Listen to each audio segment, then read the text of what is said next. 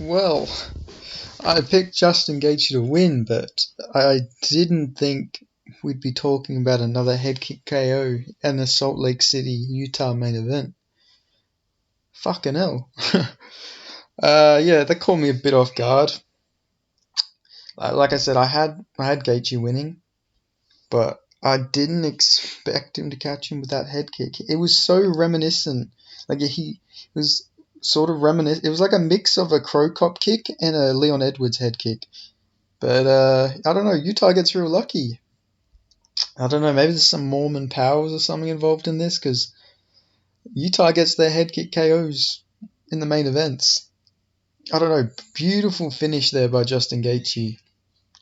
First round, I had Dustin winning the first round. It looked like he was like hurting Justin early. Like he looked like he hurt him a few times. He had him rocked. Like Justin, it wasn't like a wash, but I thought I leaned towards Dustin winning that first round. But then that second round, Justin just comes out of nowhere and fucking lands that head kick.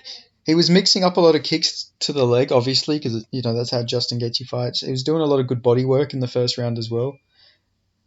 But like, damn, like a minute into the second round, just first head kick he's ever like properly landed in his career. I think he's attempted it before, but never properly landed. And Jesus, the first one that lands, fucking flatline KOs Dustin Porier. And Dustin's like he's got a good chin at lightweight as well. Like I think he's only ever been finished at lightweight by Michael Johnson, which was early into his move back up to lightweight. Yeah, so 2016 was the last time he'd been KO'd. Like, damn, I can't get over that. How fucking hard does Charles Oliveira punch that he knocked out Gaethje? Like, I don't know. I'm starting to realize Charles Oliveira's got some weird power too. But this is about Justin Gaethje. It's his moment. That yeah, that head kick was fucking beautiful. But I hope Dustin fights again. I hope he's not retired because I know he takes losses really badly. Like obviously, like he takes them to heart. So I hope he isn't retired because I'm really like Dustin takes his losses pretty badly. Like he's almost retired a few times. But I don't know. I think if Dustin fights again, he said that he would end up fighting his career out at welterweight. So I reckon he should just give that a go, move up to welterweight, see how he does there. Because who knows? Maybe fucking 170-pound Dustin Poirier is like a mythical fighter that we just didn't know about. Because you got to give it a go before before you retire. At least give welterweight a go. I reckon. Plus, it'll be better because he is like a big lightweight. He's cutting a lot of weight. Like I don't know how he ever made featherweight. I think when he was fighting at featherweight, he said that he had cut down from like 190 down to featherweight once, which is like fucking insane. Which would explain why his chin was so much worse at featherweight. Like he would get rocked a lot. Been finished with strikes a few times. Well, he got dropped in almost like all of his fights at featherweight, or at least rocked. But then at lightweight, you barely ever see him get dropped. Obviously, KO'd by Michael Johnson. And then, yeah, I think he hasn't been dropped since Michael Johnson in a fight, if I'm remembering correctly. I don't think Alvarez didn't drop him. Gaethje didn't drop him in the first one. Hooker never dropped him. He came close to finishing him, though. McGregor didn't drop him. Chandler didn't. Oliveira didn't. So, yeah, this is the second time he's been knocked down at lightweight, and the first time he's been knocked down since the Dustin Poirier fight. So that's really interesting to think about, because he's pretty durable at lightweight. But I reckon because he's probably cutting so much weight to make lightweight, maybe give welterweight a go. Like just give it a change of scenery. You haven't fought anyone at welterweight, so it'd be good to change things around a little bit. Who knows how it would actually go for him? I don't know. I don't see championship potential in Dustin Poirier if he goes up to welterweight, but you never know.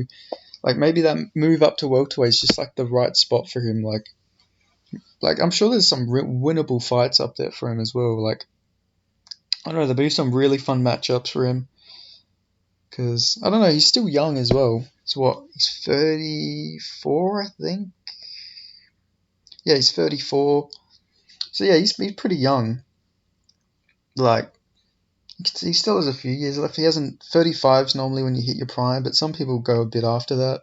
So I reckon he should give welterweight a go. And for Justin Gaethje, I think what makes the most sense for Justin Gaethje is, well, he probably does deserve a title shot at this point because he's beat Chandler, Fiziev, and now Dustin. So yeah, I reckon Justin Gaethje versus the winner of Makhachev versus Oliveira 2 would make the most sense. Especially if it's Makhachev that wins. It's because he hasn't fought Makhachev. Obviously, he'll probably still get the rematch against Charles Oliveira just because on merit, he definitely deserves it. In the meantime, Alexander Volkanovski can fight Ilia Topuria, and then if he wins his fight, he can fight whoever wins the winner of Makhachev Charles 2 versus Gaethje. A lot of winners. There are a lot of if, buts, and maybes what happened there, but that definitely makes the most sense in my opinion. But yeah, fuck. I thought Justin would like break him down a little bit just because of the high altitude, but I didn't think he would literally flatline KO him. So that was a bit of a shocking result there. But yeah, fuck, Justin's looking good. Like, I was thinking that maybe he was on his way out after that. Oh, okay, so no, he beat Chandler, then fought Oliveira. Okay, so actually he's on a 2-fight winning streak. My bad. I forgot that the Chandler fight was before the Oliveira fight. I was mixing up the Dustin Chandler timeline. But yeah, still, Fiziev, Dustin, still good win streak. Probably deserves him a title shot, unless... I don't know, let's look at lightweight. I'm sure, if not a title shot, he could probably fight... Nah, you gotta give him a title shot, unless you do the winner of Arman Tazoukian versus Benil Dariush. But yeah, makes no sense. Also, how pissed off did Jorge Masvidal look?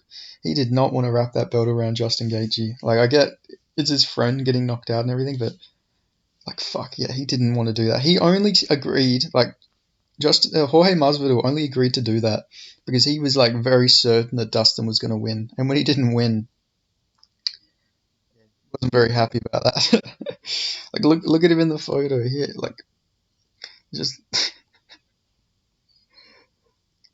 Look at his face. He's like, you motherfucker. He's like, you piece of shit. You stole my belt and you've KO'd my friend. Like, he's pissed. Like, you can tell. Man's not happy. Like, but yeah, I don't blame him there, to be fair, though. I don't think I'd be happy if someone knocked out my friend and then took my belt.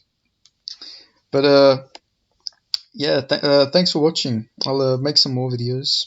I'll probably do one on the co-main event. Might do one on the Derek Lewis one because that was just funny. And then I'll probably do a full card reaction later. So yeah, thanks for listening. Like, comment, subscribe.